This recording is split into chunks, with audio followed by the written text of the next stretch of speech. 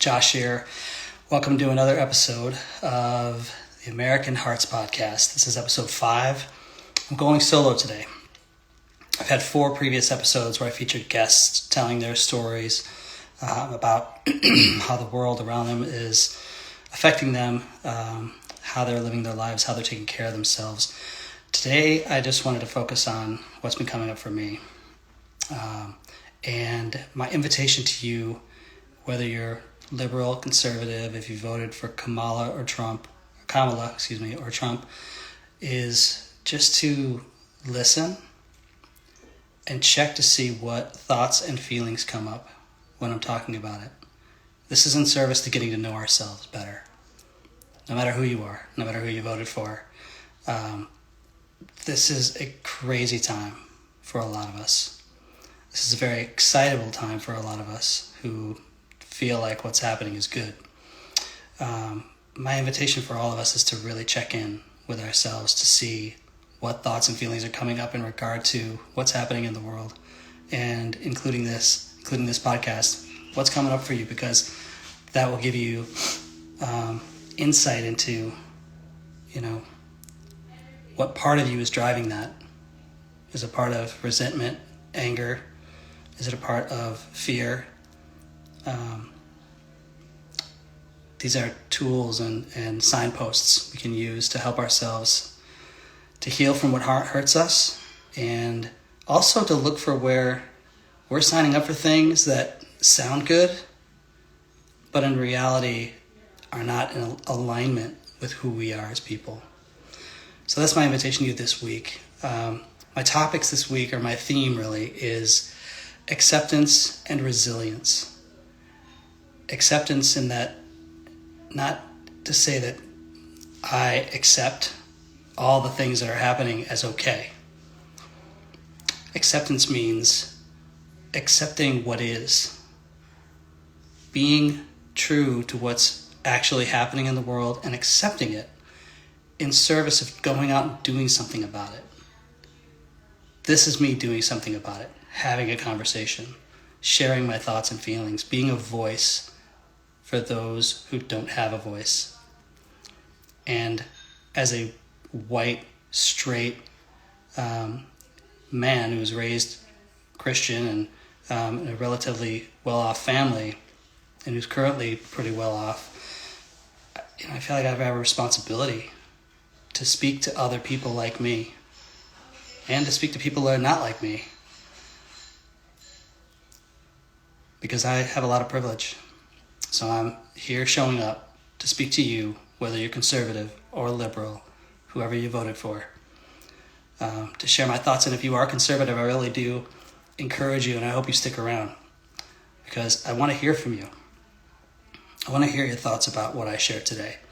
Whether you put them in the comments or you DM me if you know me on Facebook or Instagram, let me know what you think. Let me know if you think what I'm saying is missing something. And I'm open. This is an open conversation. The whole point of this podcast was to help us come together and see each other as humans first, which is something that is not taking place in this administration, the way I see it. Also, I've lost my voice a week ago, and it's still recovering, so I'm going to be clearing my throat and stuff like that. Just bear with me as I get through this. The first thing I want to start with, I want to read something that I posted on Inauguration Day. This has been a really difficult week for me. It was a really difficult month, starting November 4th or 5th, when I learned who was going to be president. It was certainly not what I wanted. And it's really felt like a nightmare scenario for me. And I know there are a lot of people out there who need and want to be seen, and me too. So I wrote this on Inauguration Day, and I'm going to read it now, for those of you who have not heard it yet. If you're concerned about what the next 4 years will bring, you're not alone. If you're Black and your identity has been questioned by others, you are seen and loved, and you will always have an ally in me. No amount of racism can negate who you are and the beauty you bring to the world. If you're trans, non-binary, queer, You are seen and loved, and you will always have an ally in me. No amount of ignorance can negate who you are and the beauty you bring to the world. If you are an immigrant fearing deportation for yourself or a loved one, you are seen and loved, and you always have an ally in me. No amount of ignorance can erase your humanity and the value you bring to the world. If you're a survivor of sexual assault, you are seen, supported, and loved, and you will always have an ally in me. No amount of toxic, patriarchal, bro-culture ignorance can overcome your value, your humanity, and the beauty you bring into this world. If you have been or may be in the crosshairs of the climate crisis, as so many of my friends and loved ones have been in LA, Florida, and North Carolina, you are seen, supported, loved, and will always have an ally in me. If you're anyone concerned about what the future may hold for us, our children and our grandchildren, you are not alone. You are seen, heard, and loved, and you will always have an ally in me. We will persevere. Acceptance will persevere. Kindness will persevere. Science will persevere. Respect for humanity will persevere. We will persevere. This means everything to me, to be able to say these words to people who I know and who I don't know, because we are all humans, and so much hurt and pain has been caused by this administration and our president. This is a time of, let me say, in the years past, if any political candidate said some of the things that have come out of the mouths of this particular candidate and now our president, they would have been shoved to the side, not thought about twice. He has normalized hatred. He has normalized bigotry. He's normalized racism. He's normalized all of these things that as a culture we have collectively said no to for decades. And he's bringing them back with a vengeance. And he's giving people permission to bring it back into their daily lives. And I'm not talking about, this idea that, we need to be just plain old kind to one another. I know a lot of people voted for him because they felt like they couldn't speak freely or they were going to get canceled. I'm not talking about that. I'm talking about the outright transphobia, bigotry, xenophobia, transphobia, you name it. There's so much coming out of the mouths of this administration. Not only him, but his followers, his sycophants, the alt-right in general. And he's giving them permission. And now he's got power. And I don't think it's because he wasn't elected because 50% of the people in the world are transphobic and xenophobic and all these things. But the combination of those folks who are, plus the combination of those who are pro-life, plus the combination of those who wanted the stock market to go up, plus the combination of those who are literally struggling to put food on the table. He put together a coalition of people that were willing to look the other way so that they could get what they wanted. And my ask of you is to look inside your heart if you voted for him and to think about some of the words I've said and I'm going to say today to see, is this who you are? Do you support all of these things that he stands for? And I don't say that in judgment. I say that as, all of us need to be in a place of self-reflection. I'm constantly in a state of self-reflection. I always step over the line, not always, but I step over the line often enough at times. And I apologize.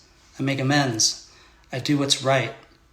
The people that are in Trump's orbit, take Elon Musk, for example. Whether or not you thought his thing he did the other day, where he pounded his chest and then did the Sig Heil move or something that approximated that, whether or not you believe he actually did a Sig Heil move, a person with some level of decency would say, you know what, I can see how that may have impacted others. I can see how that may have hurt those who are survivors of or descendants of survivors of the Holocaust. I can see how that may have hurt the Jewish community. But no, what did he do? He made jokes about it. He made Nazi jokes about it. He said he didn't do it, but then he went on to just not take any accountability, not have any empathy or compassion. And this is a person who's running a new department that was set into motion by our new president. You might think that Elon Musk is the greatest entrepreneur of all time. He arguably is. But that doesn't give him an excuse to just defy common decency.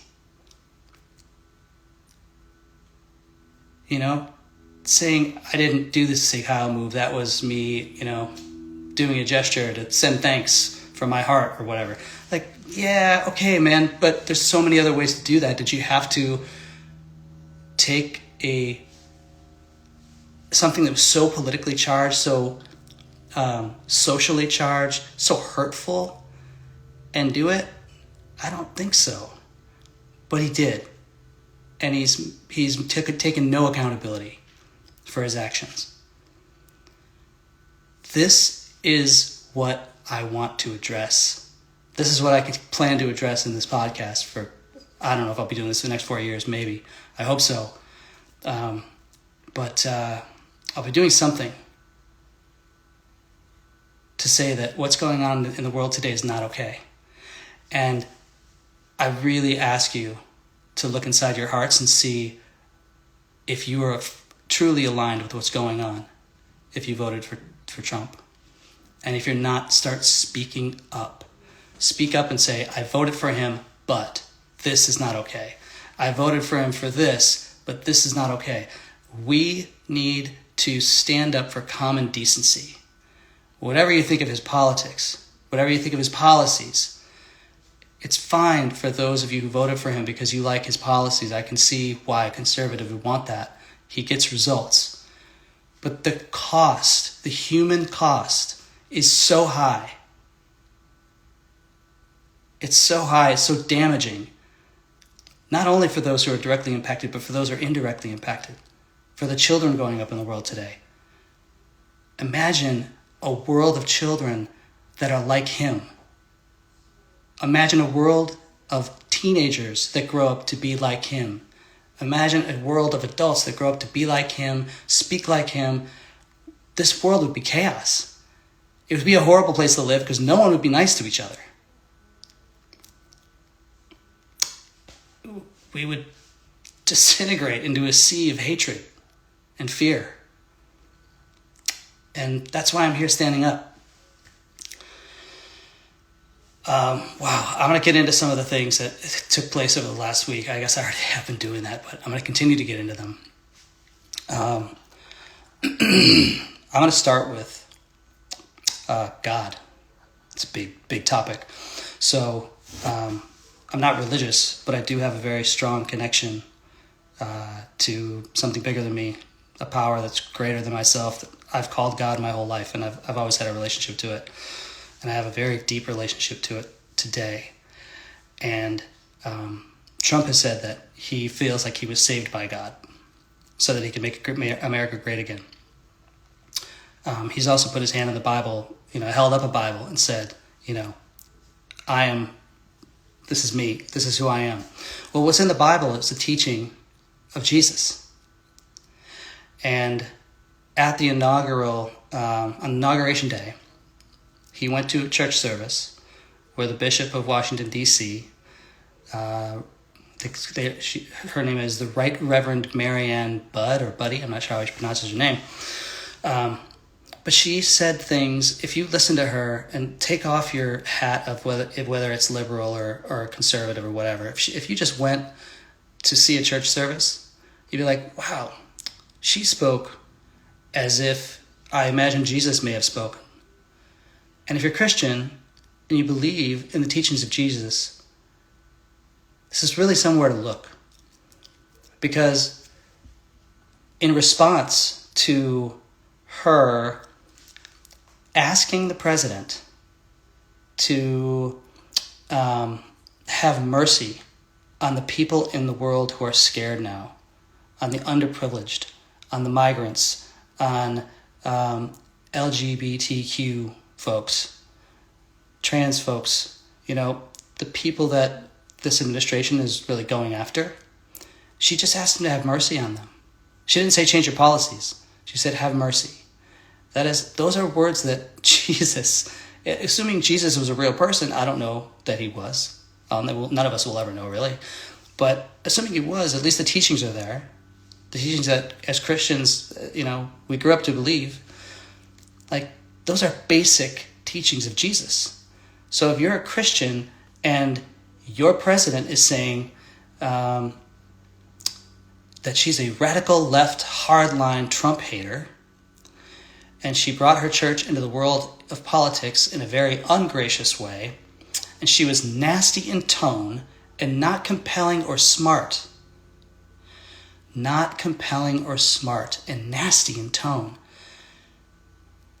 These are not the responses of a person who is a Christian. These are not the responses of a person who believes in a God of understanding and love. These are the words of a person who says they believe in God, but only if the people around him that say they also believe in God buy in to his thinking. There is absolutely nothing wrong with what this person did, this reverend. You can argue that the church shouldn't be involved in politics, but when politics are when the political person, in this case Trump, is actively going after people and dehumanizing them, like his ad I've referenced before, Kamala is for they, them, Trump is for you, that's transphobic. That's hateful. That is weaponizing these beautiful trans, non-binary queer people who are so lovely and are just looking to be themselves. He weaponized them in order to get elected. You know what? They're just people trying to live their lives and have a great life and live in integrity with who they are. It doesn't matter if they have a penis or a vagina. It doesn't matter if they have reproductive organs or not. It matters who they feel like they are on the inside. And he's weaponized his policies against them, saying that trans can't serve in the military, saying that we'll no longer have gender on passports, it'll be sex specific. Why does it matter for, our passports to say that you have a penis or not? Why is that important? If a person presents as a woman or a person presents as a man and they choose to mark that, why does it matter what's between their legs or in their abdomen? Why is that important to anyone? It shouldn't matter. It should not matter. Jesus would have said the same. Jesus would have said the same. And imagine marking as sex male and then going into a foreign country and appearing as a female or vice versa. And the confusion that's going to ensue when somebody says, this is not you. You're clearly not a man. Is that person, are they going to, if they're presenting as a woman, are they meant to pull out their penis to prove that they are who their passport says they are? Why does it matter? And I really ask you to look inside and ask yourself, why does it matter to you? Why does it matter? And if you don't know any trans people, I encourage you to watch my last episode, episode 4, with my friend Stefan, who is the most beautiful soul, who identifies as trans and believes xenogender. And they're just so lovely. They're just such a lovely person that just wants to live their life and be of service. They're an educator. They're an art teacher. They're an artist.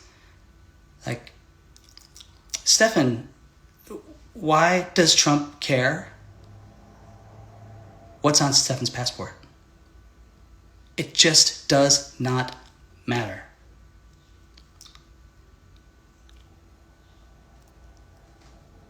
Except to get votes.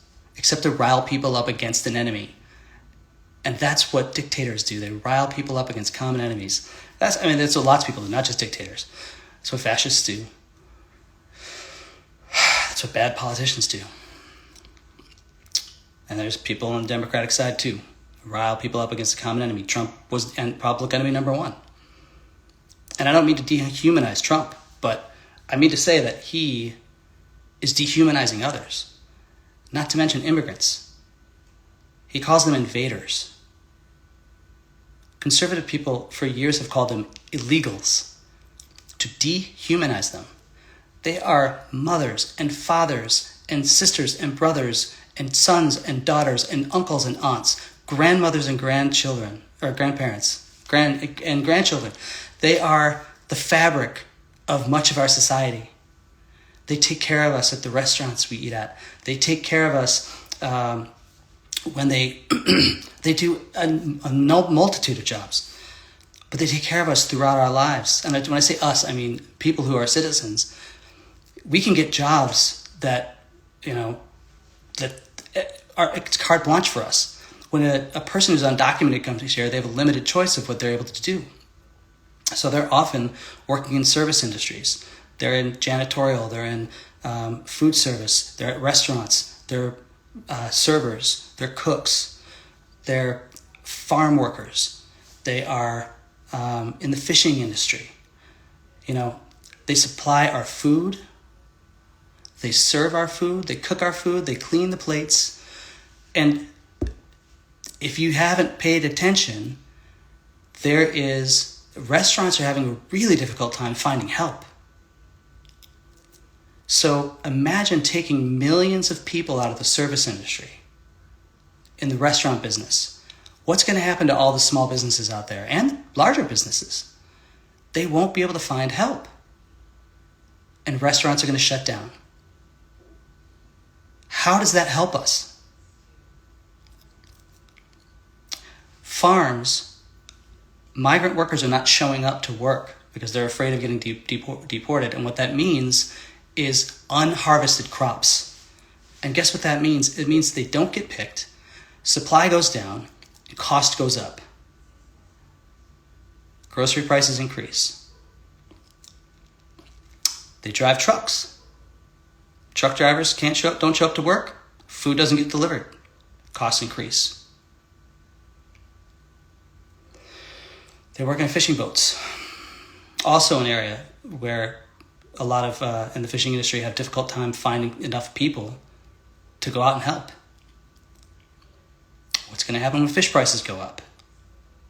Are we going to blame Trump and his administration policy or his immigration policies? I don't know. But think about some of these basic consequences. Undocumented immigrants have been set up to be a boogeyman of the American people. They don't have any rights to get handouts from this whole lie of a story that they come here and then we give them all kinds of free stuff. We don't. They have to work their asses off to make ends meet because they don't get any help. They don't get any assistance. They come here and they work their asses off. They start businesses. They are entrepreneurs. They employ people. They employ documented people. They employ American citizens. And we're just going to destroy that because we don't want them here. And guess what? If they were white, if they were English immigrants from England, if they were Irish, if they were German, if they were Swedes, this would not be an issue. It's an issue because their skin is brown and because they don't speak English, which also doesn't matter. Why does it matter? Why does it matter to you? If it matters to you, if you say it matters to you, why? Why do you care if there's a community of people in the United States who speak Spanish? Why does Trump care if there are pages on the White House website translated into Spanish for those who are Spanish speakers to read? They've all been taken down. The White House website is all in English now, or so I've read. I haven't seen, but I believe the source where I got that information. Makes no sense. It's senseless. It's completely senseless. So, weaponizing people, weaponizing human beings, just because they're different. Just because they're different. They're not white. They weren't born here. Or they want to express themselves in a way that is not, what some people think, man and woman.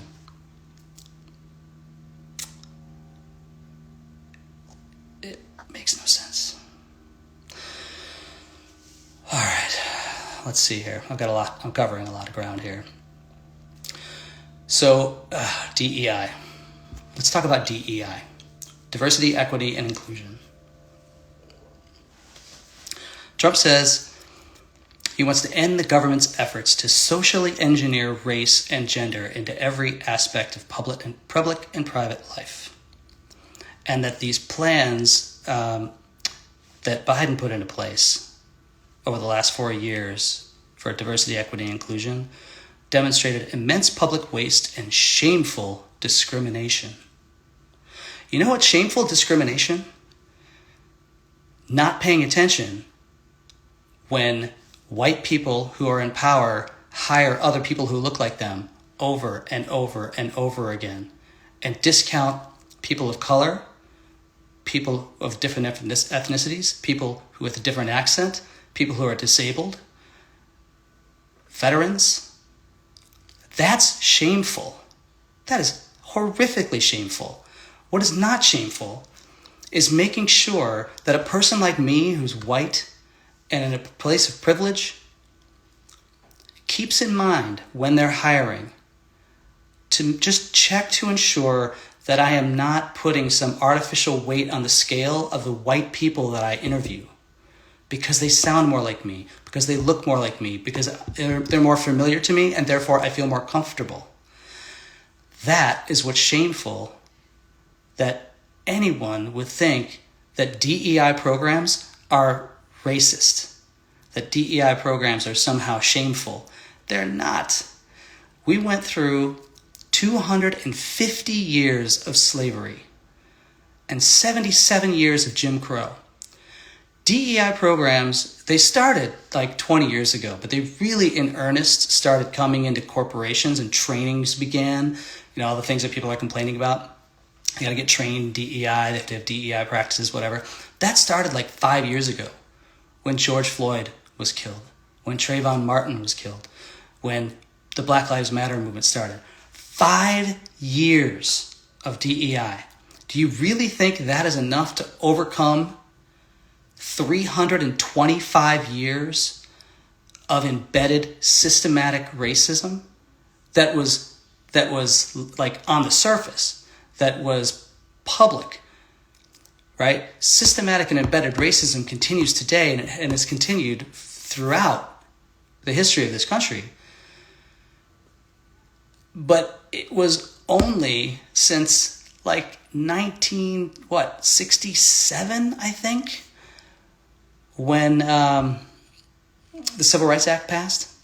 And there's still all kinds of racism. There's still racism today. I work at companies. I've worked at two very large companies here in the Pacific Northwest who have very strong DEI programs. And guess what? Most of the people on the corporate level with high-paying jobs are still white. They're still white. and we have DEI programs. And they're really solid. They're great programs. They've helped me, a person who's married to a black person, identify areas where I still have embedded thoughts and beliefs. If they help me, someone who's married to a black person, who is actively working on their understanding of race and how they're showing up in the world and how they're wielding their white privilege, like, how are they not going to help someone who is not doing that work, who doesn't have any black people in their lives, right? Who lives in lots of places in the United States where most people are white. If they don't have something to help them to see where they still have embedded racist thoughts and beliefs, and I'm not talking about like the racism where you call someone the N-word. I'm just talking about this idea of like hiring people that look like you because you're more comfortable with them. That means that if a manager's white, they hire white people, and black and brown people don't get thought about. Men don't hire women because they're more comfortable around other men. So DEI helps to level that playing field. It's not about racism. It's not about, shutting down the white man and, putting white people out to pasture and giving everyone else, this concept that the whole world now, black people can have it so easy because they're getting all the jobs because of DEI policy. That's just nonsense. White people get plenty of jobs. Have there been some hires that maybe would have been white that were black or brown or something else? Disabled? Absolutely. But that's a good thing because we need to unwind 325 years of state-sanctioned racism.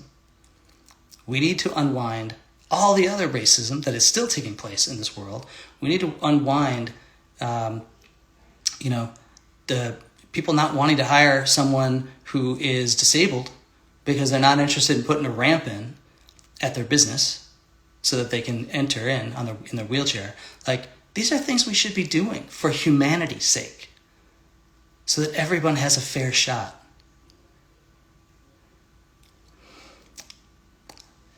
That's my take on that. Something else I want to share too. Because Trump is scaling back DEI, not scaling back, he's shutting down DEI programs across the board without question. There will be nothing left of DEI in the federal government after he's done. It's all been made illegal as of Monday, Inauguration Day, when he signed the executive order. But there are a number of companies who, I'm going to start with the ones that have had the courage to stand up and say, DEI is working. It's actually improving our bottom lines. It's helping to make our place a better place to work for everyone, not just for the people that get hired because of DEI policies, but everyone. It's a more welcome, open. I've experienced that firsthand at the companies I've worked at. DEI helps to make the place better. And the companies that are committed to it and are continuing their DEI programs, Apple, Costco, Microsoft, T-Mobile, Pinterest, Delta Airlines, Cisco, Goldman Sachs, JPMorgan Chase, and E.l.f. beauty products. Maybe they go by E.l.f. I'm not sure. I don't use them, but I read about them. I'm sure there's so many more. But those are some of the ones that I am going to do business with. I'm going to continue to do business with a lot of them. And I will seek out to do business with more of them. Because they have the courage to stand up to this nonsense.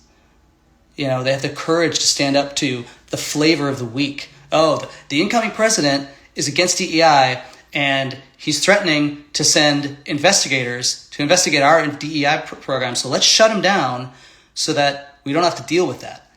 That is acts of cowardice from some of the biggest corporations on earth that have more money than God.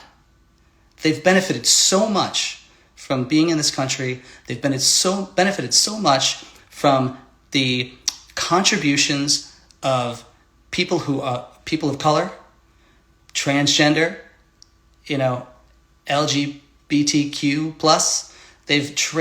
From veterans through disabled. All of those folks have contributed to the profits and successes of these companies that have taken the cowardly act to either shut down or severely limit their DEI programs going forward. And I'm going to list them for you, and I'll provide a list of these in the notes. Meta, Amazon, two of the richest men in the world, two of the richest companies in the world that are too cowardly to maintain the things that take good care of their employees. DEI programs provide a place of support for people that need them. And in the absence of them, when we just talk about, we're just going after company profits, those people will suffer. This is anti-humanitarian. It's anti-employee.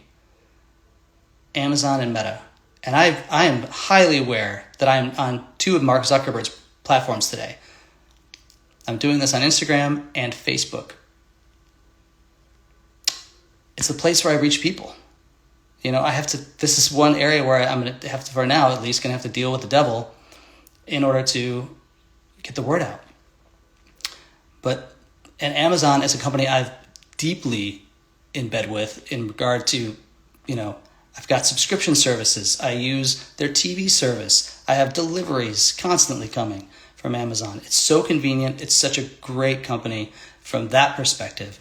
But Jeff Bezos' cowardly act of shutting down DEI projects because Trump says they're not okay, because it's the flavor of the day, it's the way the current political winds are flying, is hugely cowardly. And this is not a personal attack on Jeff Bezos. It sounds like it, certainly.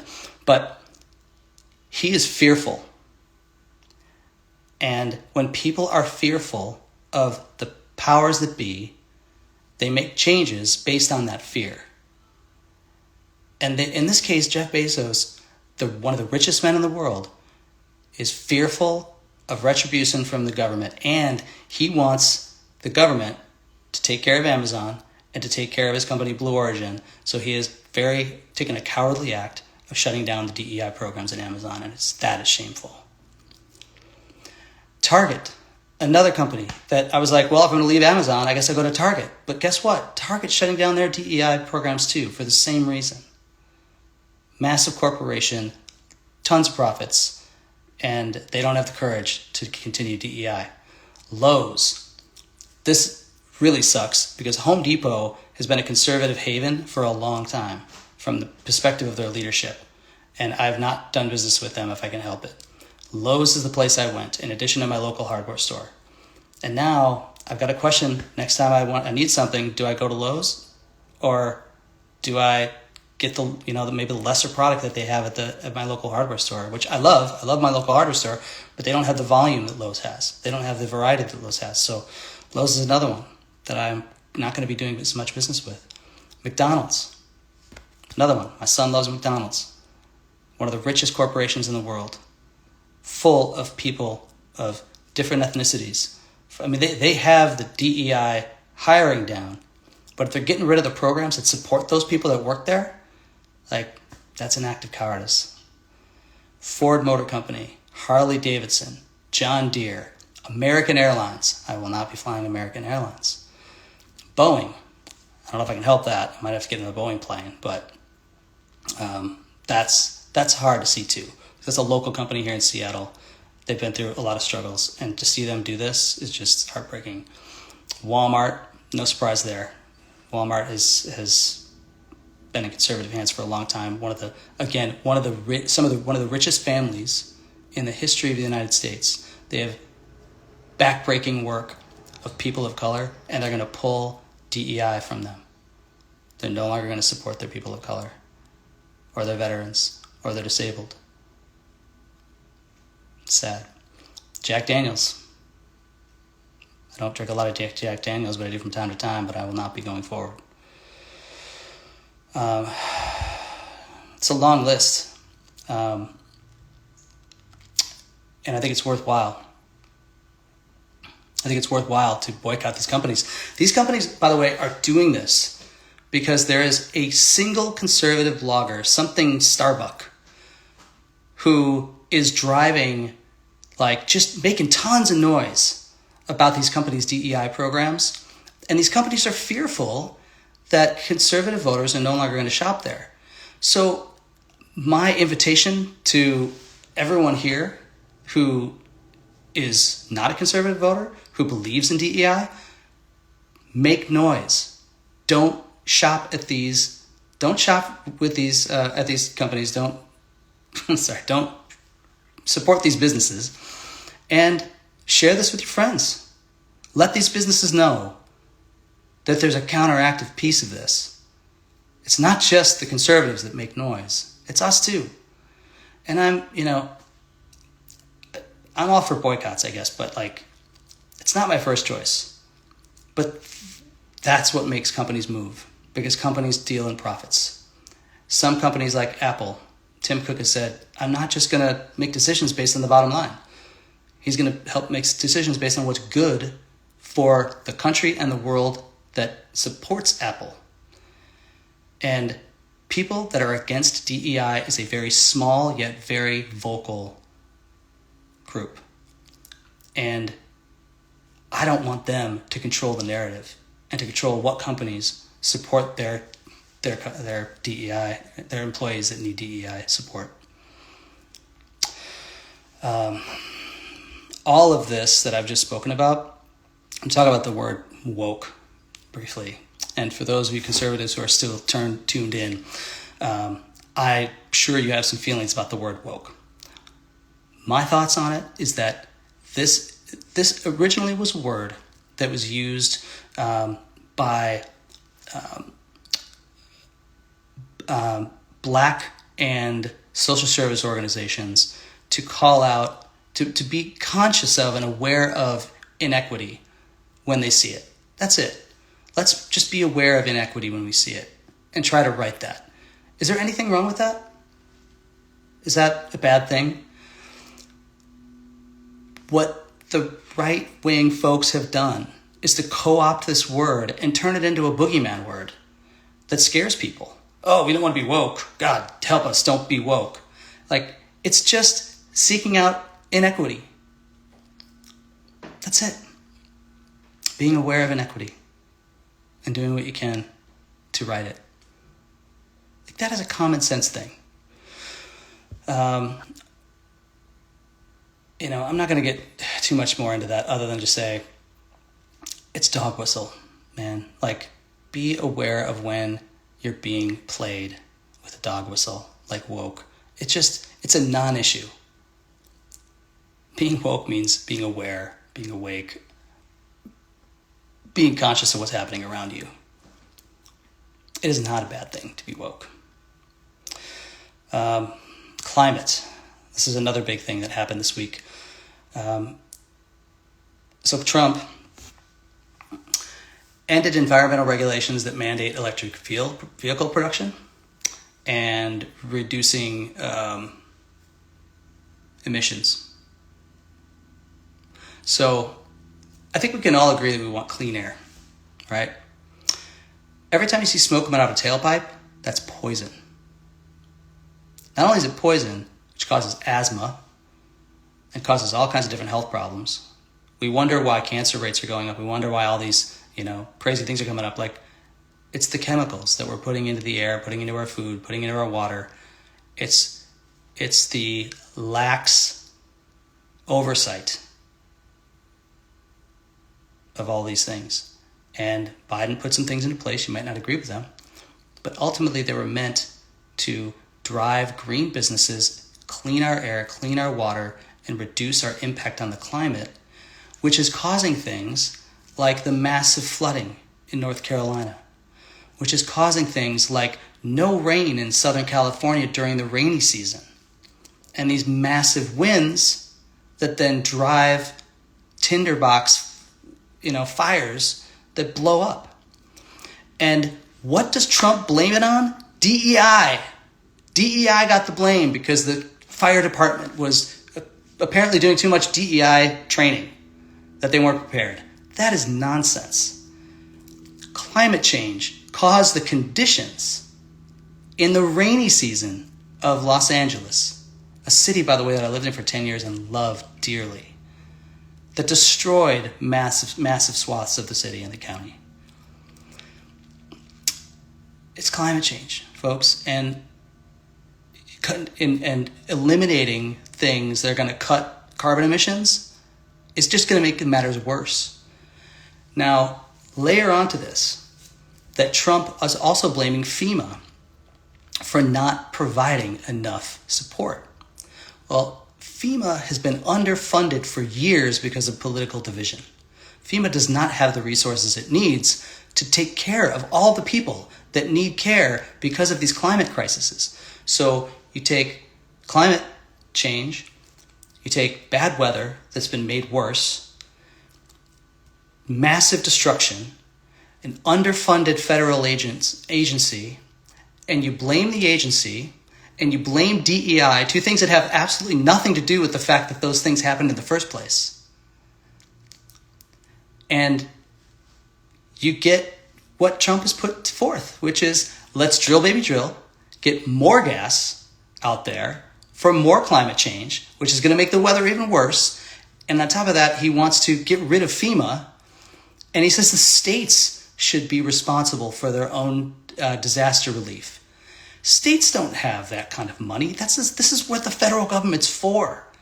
The federal government is meant to be a blanket to protect and serve the people within the United States. It's not, North Carolina's alone job to fix something that is caused by decisions made at the federal government about climate, about tailpipe emissions, about electric car production.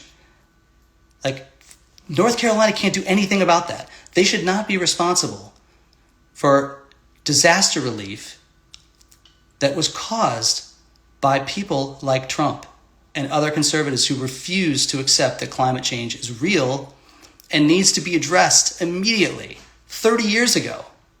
If not 30 years ago, today. And now we've got another 4 years with another president who doesn't believe in climate change and is going to do everything he can to reverse policy, pull out of the Paris Accords. It's nonsensical. Boy, what else do we have to cover here? We've got a handful of things left. The Justice Department. So, as we all know, Trump was pursued by the Justice Department pretty vigorously over these last many years, as were many of his cronies, as were the January 6th rioters. And, he calls it political retribution. But the fact is that these people were breaking laws. The January 6th rioters broke a lot of laws, as did Trump.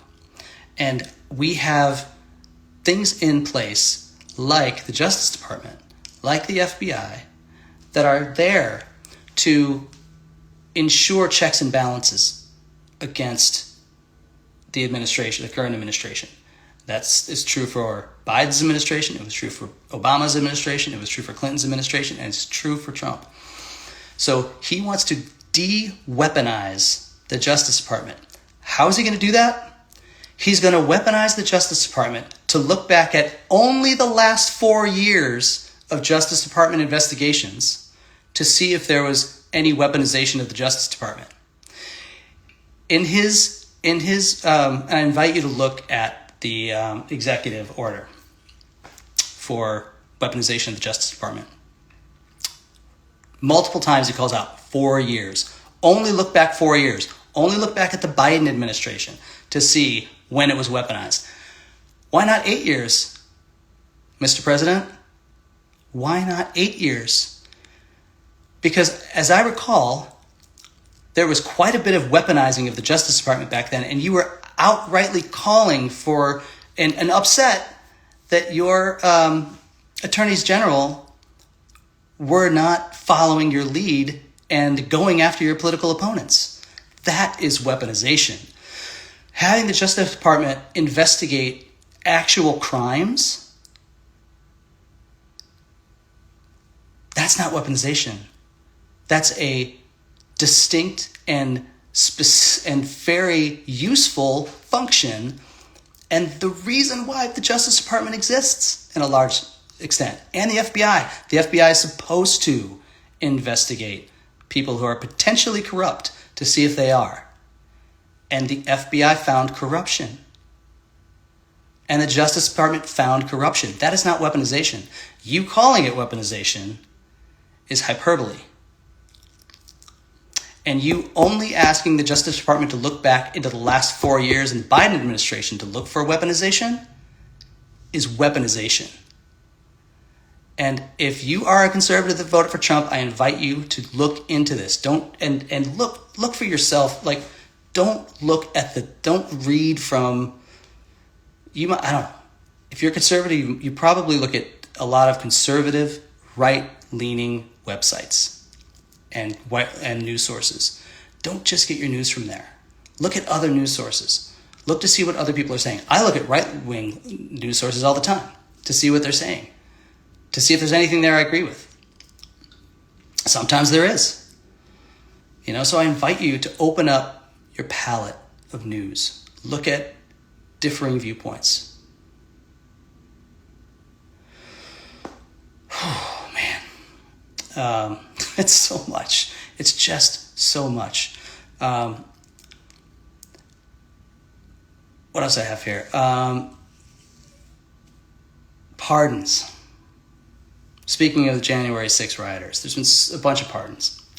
Over 1,500 pardons of January 6th rioters, including those who assaulted police officers, resulting in the deaths of 5 police officers. Now, those police officers did not die in the scene. 1 died of injuries after, and 4 died of suicide. 4 died of suicide because after decades of service, that happened on their watch. And yes, we can talk about there's probably lots of blame to go around, like who should have been there, should so-and-so have had the National Guard there, whatever. Yes, that's a valid argument and should be discussed. But the fact that rioters showed up at the Capitol to shut down the peaceful transfer of power, and many of them attacked police officers. How is it okay that those people were pardoned? They were only pardoned because our president sees them as allies, because they were fighting for him. They were doing his bidding. He didn't say, go and beat up police officers, but he riled up that crowd.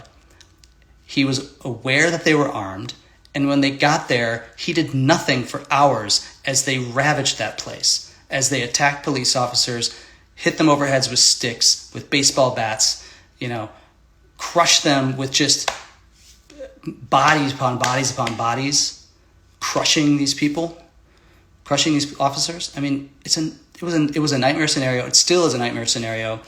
He was impeached twice, and the January 6th group laid out some pretty compelling evidence that was not politically charged.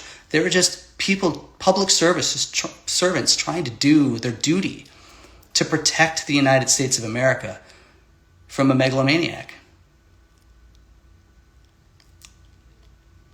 And, this is the same guy that we just reelected. It's the same guy that we reelected. And he's now let all of them out of prison. So what does that say to other people who want to perpetrate political violence on behalf of Trump? The president has your back. Go ahead and perpetrate that violence. I'll pardon you. And for those who are pardoned, I guarantee within the next 4 years, there are going to be plenty of them that engage in more political violence. And they're going to do it because Trump has their back, because they are the president's people.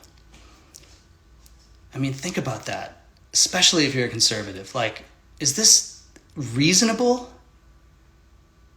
Especially for a party that says they like to tout how they're the party of law and order and how they bleed blue and they're behind, law enforcement, but not if law enforcement's trying to protect the peaceful transfer of power away from Trump. In that case, those people are, what does Trump call them? Certainly he calls them victims of a weaponized Justice Department. He calls them not prisoners, I don't know, some word. This is words he used from, which is just, it's nonsense. It's nonsense. It's nonsense. The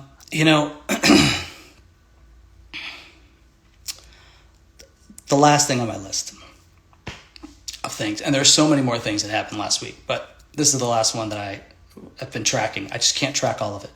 It was a deluge of things. And if I miss something, I invite you to let me know in the comments, and maybe I can cover it in a future podcast. Let me know what's important to you. But inspectors general. Trump fired. So inspectors general, let me start with that. Inspectors general I believe there's one per department. The Department of Justice, the Department of Defense, the Justice Department, they all have inspectors general, and they are there to rid the government of waste, fraud, and abuse, and protect taxpayer interest, providing a check on the consolidation of administrative power. A check on the consolidation of administrative power. What that means, and our country has checks and balances, right? There's the judicial branch, there's Congress, and there's the presidential branch. And they're all meant to provide checks and balances so that one doesn't have too much power. The inspectors general are there to ensure that within each of the departments that fraud is not taking place, that corruption is not taking place, that people are doing what they're supposed to be doing, and that the administration is not wielding too much power, the administrative power of the presidency. So we all know that Trump has said that he wants the presidency to be far more powerful. He thinks there should be one supreme leader, and Congress should do what they want, and the judicial branch should do what they want. And Trump is on steroids. He's that on steroids. So for him to come in and fire every one of the inspectors general from every department that he's going to have one of his followers lead, that's troublesome. It's troubling. It's concerning. There's lots of words I could say to describe that. But that's not good news. Anyway, that's the end of this. It looks like I'm running out of time here. I didn't realize there was a time limit on these guys, but thank you for listening. There's so much happening. I will continue to show up, try to do every other week, and provide another episode. I will probably have more. I will certainly have more guests on in the future so they can share their stories. I really appreciate all of you who are listening. I appreciate all of you who are showing up. If you're conservative and you don't believe a word I say, thank you for listening, because I want to share with you my feelings, and I want you to share with me yours. So reach out to me if you're conservative, if you're a Trump voter, and you disagree with something I've said, because I'd like to have a conversation about that. See if we can understand each other's prerogatives. That's what this is all about. And if you are, someone who, like me, thinks that a lot of things that are going on here are troubling, step up, speak out, find an organization to volunteer for. If you have money, donate. There are going to be things. I haven't talked about resilience. We need to be resilient in these coming weeks, months, and years. Accepting what's going on so that we can come to this work with an open mind and a clear head so that we can get the work done. Because we need to protect what we can protect while we can protect it, while it's still there to be protected. And hopefully in 4 years, we won't be having this conversation. Hopefully in 2 years, there will be some more checks and balances on the side of Congress. We'll see. Until next time, thank you. I'm so grateful to be here. I'm so grateful that you are here with me. Until next time. hoping for the best. Thank you.